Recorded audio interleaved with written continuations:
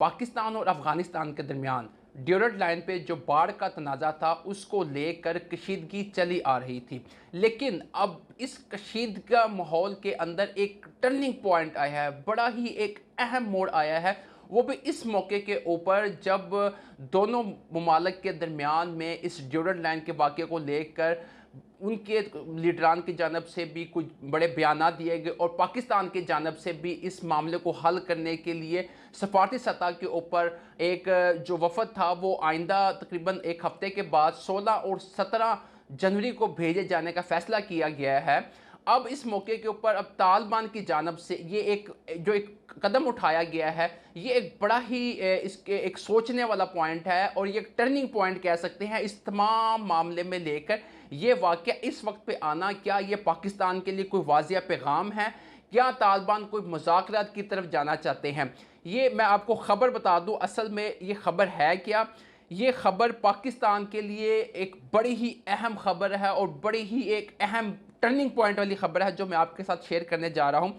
ये तालिबान के एक अहम कमांडर हैं जिनका ताल्लुक़ पाकिस्तान से है और इस कमांडर ने बाकायदा पाकिस्तान से सफ़र किया है और ये अफ़गानिस्तान गए हैं और अफ़गानिस्तान के इलाके खोसत में ये पहुँचे। वहाँ पर जाके उन्होंने कुछ लोगों से मुलाकात की है और मुलाकात के बाद इनको प्रोटोकॉल के साथ इनको एक सदारती मेहमान के तौर पर इनको तालिबान के काबल में सदारती महल में पहुँचाया गया।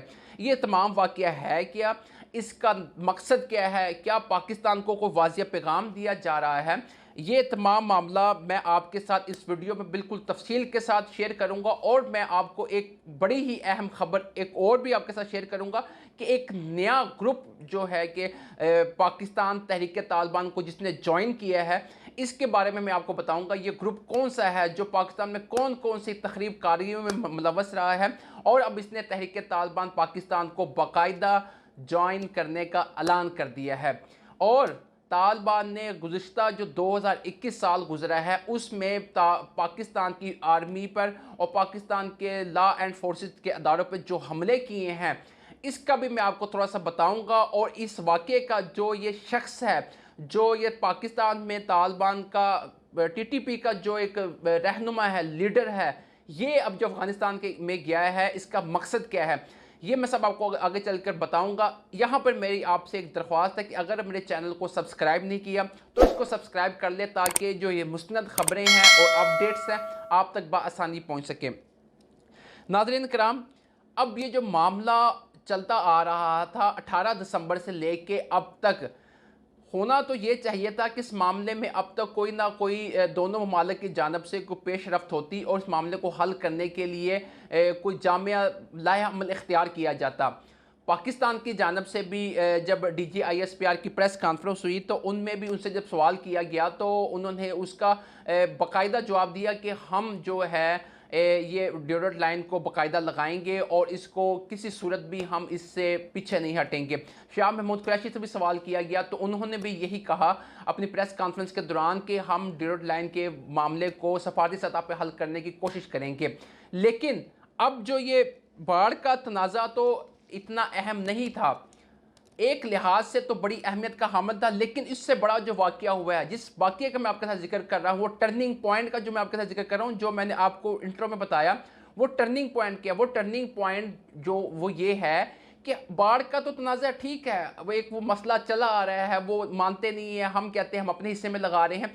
लेकिन जो उस बाढ़ से ज़्यादा जो मसला था, बाढ़ लगाने का जो असल मकसद था वो ये था कि जो TTP के जो कारिंदे हैं, जो बाढ़ की आड़ में पाकिस्तान में आके तखरीब कार्रवाइयाँ करते हैं और भाग के वापस अफ़गानिस्तान में चले जाते हैं, इनकी जो महफूज पनाह गाहें हैं इनको ख़त्म करना, इनकी नक़्ल व हरकत को रोकना असल मकसद तो ये था।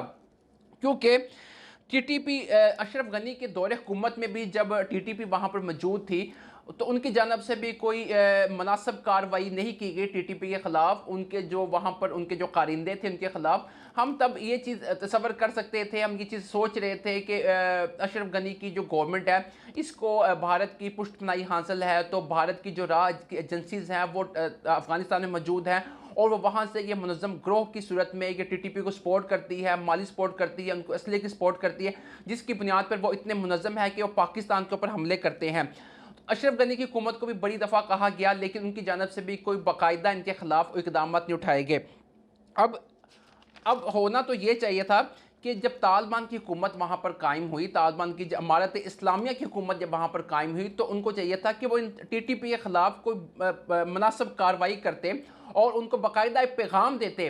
क्योंकि जब इन्होंने हुकूमत में आए थे तो इन्होंने कहा था कि हम पाकिस्तान के ख़िलाफ़ अफ़गानिस्तान की सरज़मीन को इस्तेमाल नहीं होने देंगे। माजी में जो कुछ होता रहा वो यहाँ के बाद दफन हो गया है, लेकिन उन्होंने अपने इस मामले को बिल्कुल नज़रें चुरा ली। इन्होंने टीटीपी के ख़िलाफ़ कोई भी कार्रवाई नहीं की।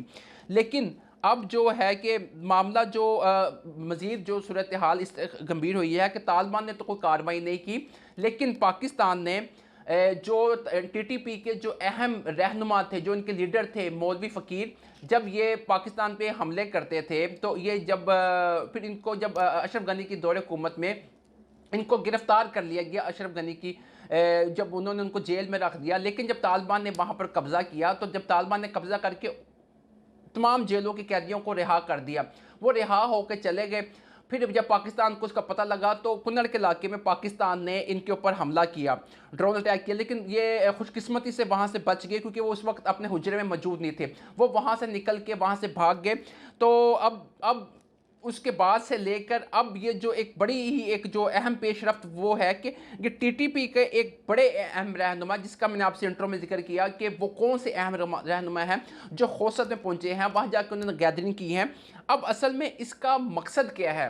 इसका जो टीटीपी का रहनुमा है, जो वज़ीरिस्तान, पाकिस्तान के जो इलाका वज़ीरिस्तान में जहाँ पर ये बहुत मजबूत है, मुनज़्ज़म है टीटीपी का ग्रुप्स, इनका वहाँ पर जाने का मकसद क्या है? और दो चीज़ें हैं जो मैं आपके साथ एक शेयर करूंगा कि जो दो पॉइंट्स हैं जो मैंने रिसर्च करके निकाले हैं, मैं आपके साथ शेयर करूंगा। एक तो अब इसका पहला मकसद तो ये मतलब ये हो सकता है कि ये कोई मुज़ाकरात करने की वजह से जा रहे हैं। मैंने तालिबान ने उनको मुज़ाकरात के लिए बुलाया है, उनके इस लीडर को जो पाकिस्तान में मौजूद था। यहाँ पर दूसरा है कि पाकिस्तान के ख़िलाफ़ एक खुल्लम खुल्ला कार्रवाई करने का ऐलान कर दिया गया है। अगर मैं ये कहूँ कि तबले जंग बजा दिया गया है तो ये कहना मेरे अल्फाज गलत नहीं होंगे। अब आते हैं अपने पहले सवाल की जानब कि अगर तो मुज़ाकरात के लिए बुलाया गया है तो बाकायदा जो है कि जब मेजर जनरल बाबूर इफ्तिखार से भी प्रेस कॉन्फ्रेंस में सवाल किया गया तो उन्होंने कहा कि हम मतलब इनके ख़िलाफ़ कार्रवाइयाँ करते रहेंगे क्योंकि ये अपनी कार्रवाइयाँ नहीं रोक रहे और हमने हुकूमत के कहने के ऊपर इनके साथ मुज़ाकरात करने का जो है इरादा किया है। लेकिन दूसरी जानब अगर दूसरे सवाल की जानब बढ़ते हैं कि पाकिस्तान के ख़िलाफ़ अगर इनका कार्रवाई करने का मकसद है तो ये इसमें तबले जंग बजाया गया है कि अगर वो मुज़ाकरात नहीं करना चाहते तो अब नज़र तो ये आ रहा है कि ड्यूरेट लाइन पर पाकिस्तान के साथ जो है तालिबान ने कुछ साथ भी नहीं दिया है, इनके ख़िलाफ़ कोई कार्रवाई भी नहीं की है, उनको गिरफ़्तार भी नहीं किया गया और बल्कि उनको मना भी नहीं किया गया।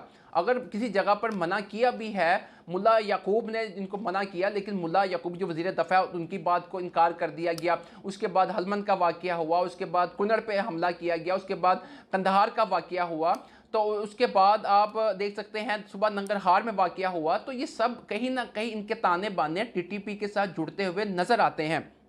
फिर ज़बीउल्लाह मुजाहिद की जानिब से भी ऐलान किया गया कि जो है कि मतलब टीटीपी जो है इसका कोई ताल्लुक़ नहीं है अफ़गानिस्तान के साथ, इमारत इस्लामिया के साथ, लेकिन कोई बाकायदा के तौर पर इनके ख़िलाफ़ कोई कार्रवाई नहीं की गई।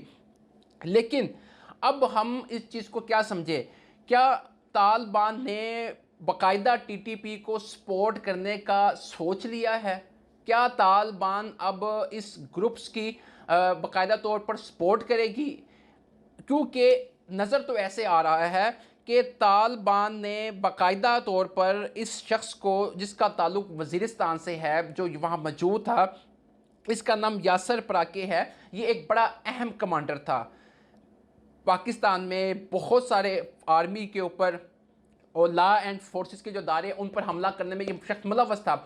इसको बुलाया गया है। ये शख्स पहले वज़ीरिस्तान से अफ़गानिस्तान में गया, वहाँ खोस्त के इलाके में पहुँचा, वहाँ पर जाके उसने कुछ गैदरिंग की है। ठीक, गैदरिंग मतलब करने का अगर मैं मेहमान है तो वो डायरेक्ट अब तालिबान के पास जो जहाँ पर उनको काबुल में बुलाया गया वहाँ पहुँचे। अब वहाँ पर जाके उन्होंने अपने कुछ जो ग्रुप्स है वहाँ पर जाकर उनसे मुलाकात की है, बाकायदा उसकी वो सोशल मीडिया पर उनकी तस्वीर से वायरल हुई हैं और वहाँ से मुलाकात करने के बाद इसको मेहमान जो है सदारती मेहमान के तौर पर इसको काबुल पहुँचाया गया। बाकायदा फ़्लाइट के ज़रिए, बाकायदा जेट तैयारी के ज़रिए उसको वहाँ पहुँचाया गया। वहाँ पर पहुँचा, उसने बाकायदा तस्वीर अपनी बाकायदा सोशल मीडिया पर शेयर की है। ये तस्वीर भी मैं आपके साथ शेयर कर रहा हूँ।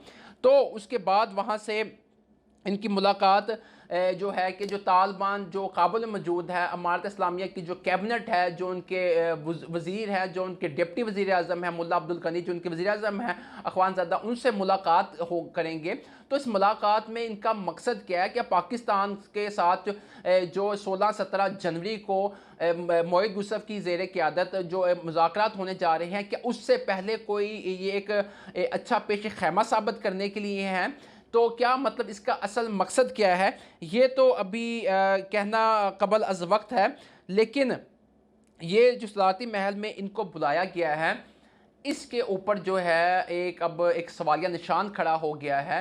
क्या तालिबान इनकी सपोर्ट करते हुए या इनकी मदद करते हुए नज़र आ रहे हैं? अगर ऐसा कुछ है, अगर इनके ख़िलाफ़ कोई कार्रवाई ना की गई, अगर इनके ख़िलाफ़ तालिबान ने इनकी भरपूर साथ देने का या आंखें बंद कर ली इस वाक़े से, और पाकिस्तान को अगर इन्होंने इस मामले में अगर गोल दायरे में घुमाने की कोशिश की, तो पाकिस्तान इस मामले को बड़े अच्छे तरीके से समझता है। क्योंकि 2021 में जिस तरीके से तालिबान की हुकूमत वहाँ पर बनी, उसके बाद हमें इस हुकूमत बनने का कोई फ़ायदा नहीं हुआ, बल्कि हमारे ऊपर इक़दामात, हमले हमारे ऊपर ज़्यादा होते चले गए और हमने इस मामले में कोई फ़ायदा नहीं उठाया। अगर हमारे साथ इस तरह के इन्होंने हरकत करने की कोशिश की, तो इसका भरपूर जवाब दिया जाएगा। नाज़रीन, ये थी अब तक की अपडेट जो मैंने आपके साथ शेयर की। आखिर पर मेरी आपसे फिर दरख्वास्त है कि चैनल को सब्सक्राइब करना ना भूलिएगा। बहुत शुक्रिया।